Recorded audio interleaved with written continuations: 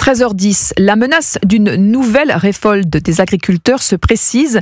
La FNSEA appelle effectivement à une grande mobilisation nationale lundi, jour de l'ouverture du G20 au Brésil. Alors Emmanuel Macron y assistera avant sa tournée en Amérique latine et il compte marquer à nouveau son opposition à l'accord de libre-échange avec le Mercosur.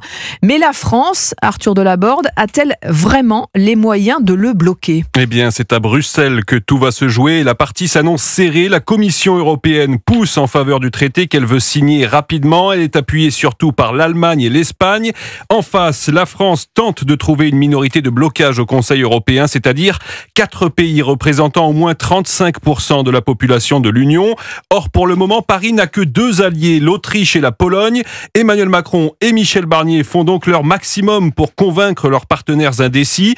S'ils échouent pour être appliqués, l'accord devrait alors être ratifié par le Parlement européen, mais aussi par l'ensemble des parlements nationaux, ce qui devrait bloquer en France, puisque la grande majorité de la classe politique est contre le texte. Pour contourner un vote du Parlement français, la Commission européenne pourrait alors adopter une autre stratégie en coupant le traité en deux, de manière à faire passer ses dispositions les plus controversées en vertu de sa compétence exclusive sur la politique commerciale. Pour adopter le Mercosur, il faudrait tout de même un vote au Parlement européen où cela devrait se jouer dans un mouchoir de poche. Les précisions d'Arthur Delaborde du service politique d'Europe 1.